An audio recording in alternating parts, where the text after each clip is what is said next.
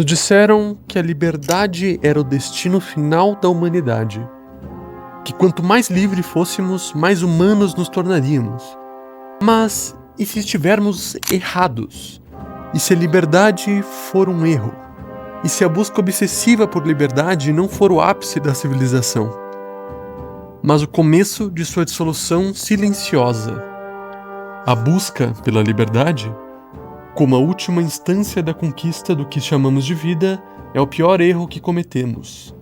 A liberdade, como solução em si mesma, não só não significa nada, como traz consigo uma montanha de problemas que passam despercebidos aos que querem retratar a sua livre escolha como supostamente algo melhor e de maior e melhor qualidade que qualquer outra. Já nos tornamos e tornar-nos-emos simples átomos, pequenas partículas, dentro de um grande globo sem significado ou rumo concreto de vida. Se não nos apressarmos a entender o que de fato são os nossos laços de vida.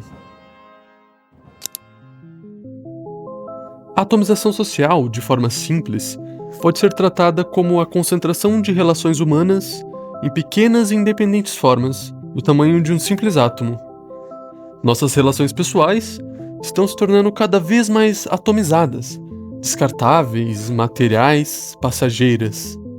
O filme Clube da Luta expressa o sentimento de solidão. Em um cenário urbano cinzento em que o protagonista vive, antes de tudo, uma vida sem sentido, de consumismo, petrificada em soluções materiais para sua hipotética felicidade.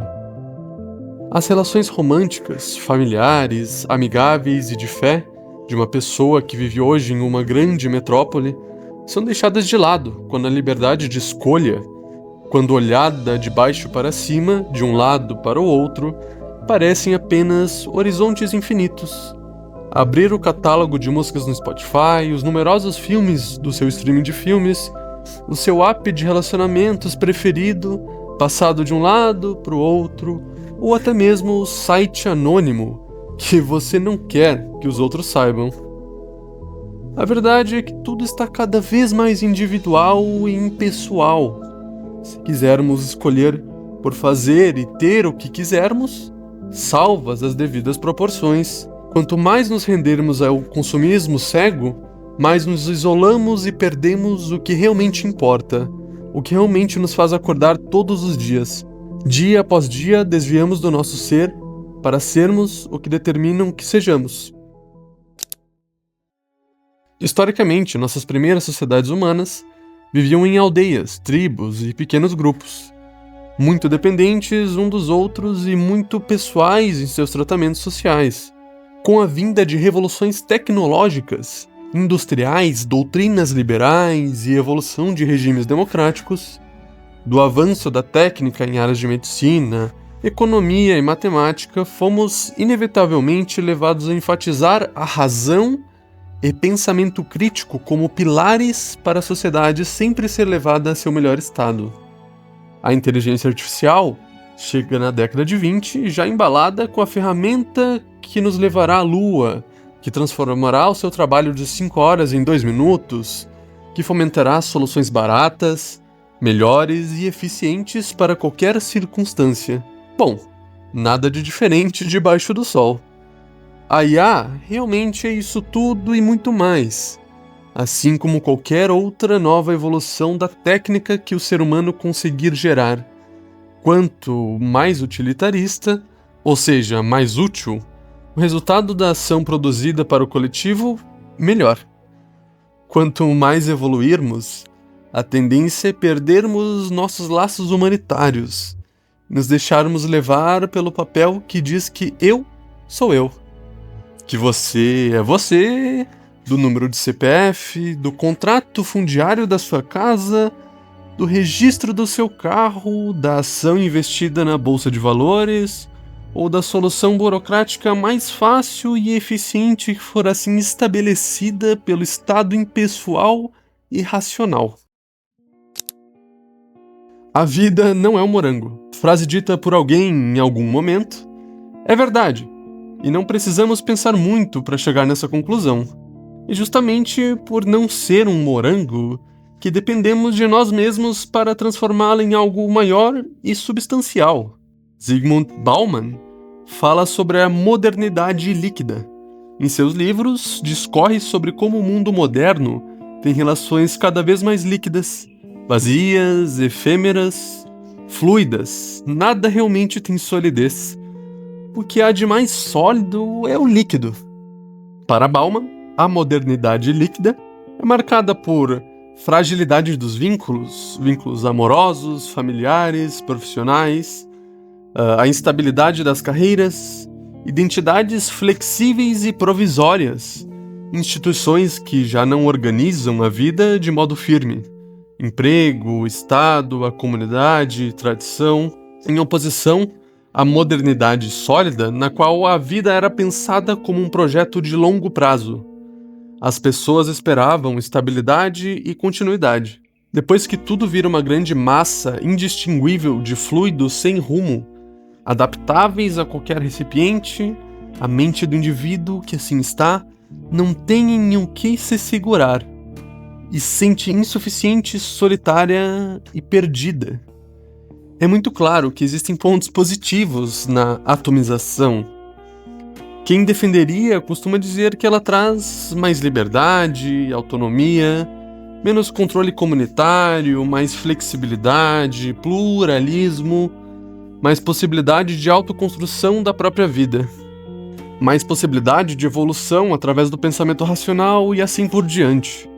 Em síntese, perda de amarras coletivas e ganho da liberdade individual.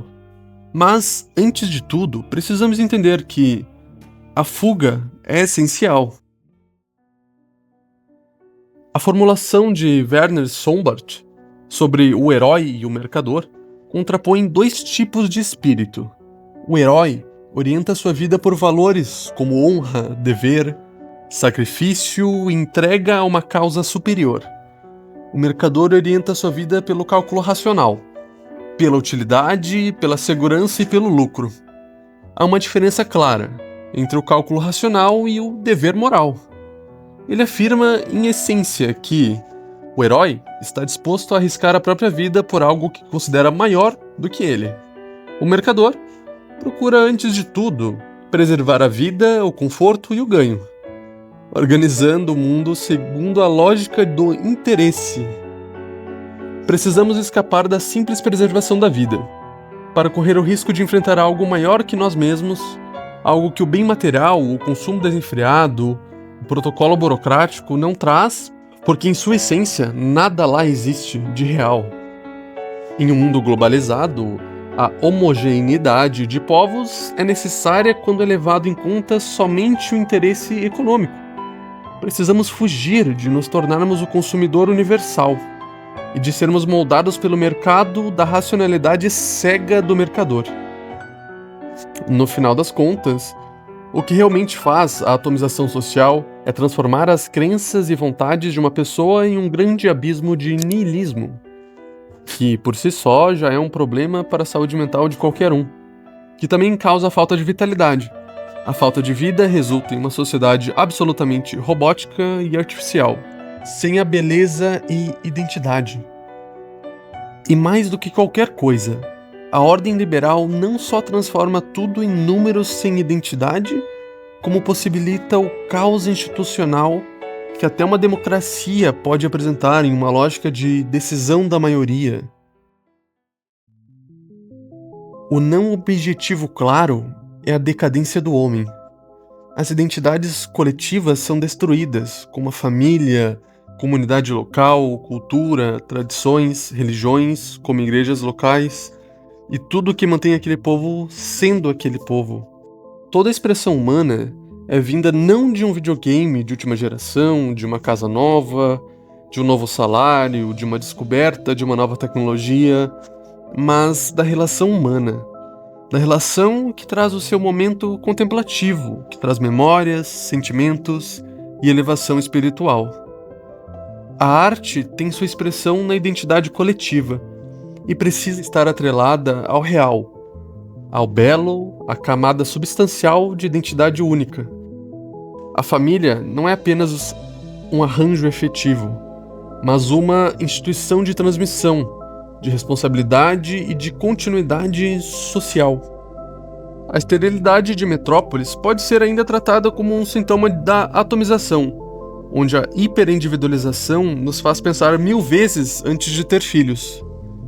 Entender as raízes de quem você é algo que não pode ser subvertido por uma simples liberdade de escolha essa que nada tem de real, que na verdade é artificial, criada para você ser o consumidor universal perfeito. A religião é a força motriz de todas as sociedades desde sempre, e é uma unidade coletiva, comunitária, que deve ser preservada para que não nos tornemos ainda mais nihilistas diante de um mundo globalizado. Precisamos nos ater a associações, comunidades locais, amizades verdadeiras e duradouras, romances profundos, organizações voluntárias, cooperativas, mantendo e preservando o que é a pura alma do ser em seu ambiente de identidade própria e coletiva, onde os princípios naturais da Terra que os definem.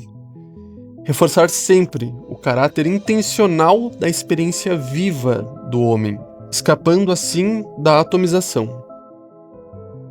Obrigado por assistir e espero que saia menos atomizado. Ajude o canal a continuar crescendo, deixando sua curtida, comentário e compartilhamento. E lembre-se, conhecimento é tudo.